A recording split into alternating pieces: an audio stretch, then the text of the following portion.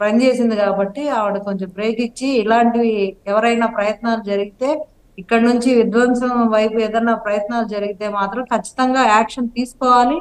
అలాగే భాషను కూడా మీరు చెప్పినట్టు సరిచేయాల్సిన అవసరం ఉందండి. ఏ నాయకుడైనా అంటే ఆ అధికార పక్షమైన ప్రతిపక్షమైన రాజకీయాల్లో ఒక హుందాతనాన్ని అనేది అంటే పూర్వం ఎలాగ పాటించేవాళ్ళు ఆ హుందాతనాన్ని పాటించాలి.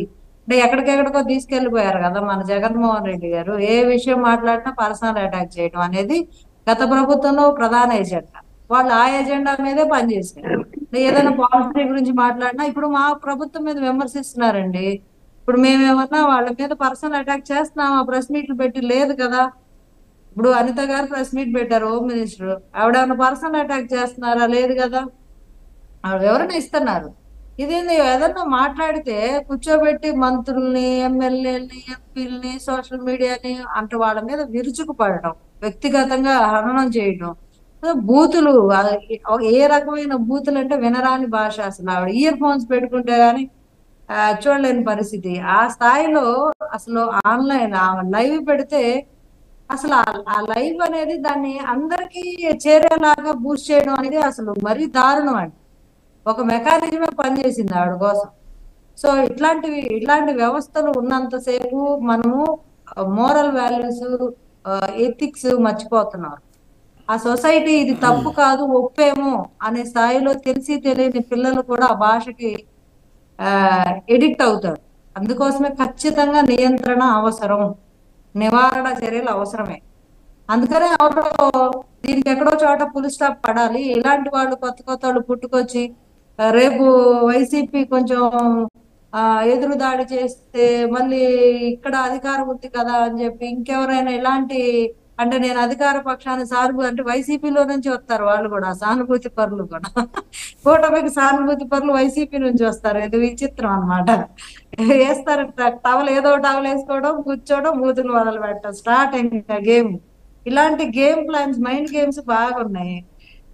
సో ఇది కూడా అన్యాయాలు, అకృతాలు జరిగిపోతున్నాయి, హత్యలు జరిగిపోతున్నాయి అని చెప్పి హడావుడి ఒక ఫేక్ ప్రాపగాండా ఏదైతే వైఎస్ఆర్సీపీ పార్టీ చేస్తుందో అది వాళ్ళ విఘ్నతకు వదిలేయాలి. ఈ మనుషులంతా ఇప్పుడు ఎవరైతే దారుణాలు 36 హత్యలు అంటే ఏడ జరిగినాయి మరి మాకు తెలియదు. సాక్షి పేపర్లో జరిగి ఉంటాయి నాకు తెలిసి.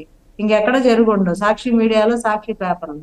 అందులో చనిపోయిన నా హోమ్ మినిస్టర్ గారు క్లారిటీ ఇచ్చారండి. జరిగింది 4 హత్యలు, అందులో 3 తెలుగుదేశం కార్యకర్తలు చనిపోయారండి.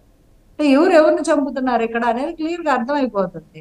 ఇంకా ఏదో కూటమి ఏదో చేస్తుంది, కూటమి ఏదో చేస్తుంది. ఎందుకు చేస్తుంది కూటమి? కూటమి వచ్చిన దగ్గర నుంచి ప్రతి మంత్రి, ముఖ్యమంత్రి, ఉప ముఖ్యమంత్రి ఒళ్ళొంచి పనిచేస్తున్నారండి. జగన్మోహన్ రెడ్డి గారు కంచెలు కట్టుకొని నిద్రపోవాల ప్యాలెస్ లో.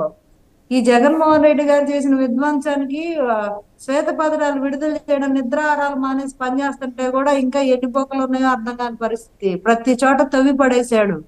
పెద్ద పెద్ద కొండలను సైతం మింగి అవతల పడేశాడు. సో ఇలాంటి ఆయన ఏ ఏ శాఖలో ఎంత విధ్వంసం చేశాడు మీరేమంటారండి? అనేది అంటే ప్రతిపక్ష హోదా కావాలి ఖచ్చితంగా, అది టెక్నికల్ గా ఆయన అడుగుతున్నది సాధ్యమేనా? స్పీకర్ అయితే ససేమిరా అంటున్నారు. అసలు ఆయనకి ఫస్ట్ ఏంటంటే నాకేంది, నా పార్టీకి ఏంది, నాకు హోదా కావాలి, నాకు అధికారం కావాలి, ఇది తప్పితే ప్రజలకు మనం ఏమన్నా ఓడబడుద్దాం అనే విషయం అయితే ఆయనకు లేదు మైండ్ లో. అది అందరు క్లియర్ గా అర్థమవుతుంది. ప్రతిసారి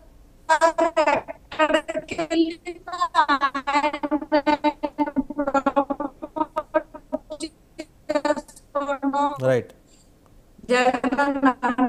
చిన్న టెక్నికల్ డిస్టర్బెన్స్ ఉందండి శివపార్తి గారు. పరామర్శిస్తారు ఏ నాయకుడు నేను ఏదో చెప్తారు. అలాంటిది పోయి నీకు 15,000, నీకు 15,000, నీకు 15,000, జగనన్న విద్యా దీవెన, వసతి దీవెన పోయి ఆయన శివపార్తి గారు చిన్న టెక్నికల్ డిస్టర్బెన్స్ ఉంది. మళ్ళీ మీ దగ్గరకు వస్తాను. ఈసారి ఒకసారి రామ్ కుమార్ గారి దగ్గరికి వెళ్ళను. రామ్ కుమార్ గారు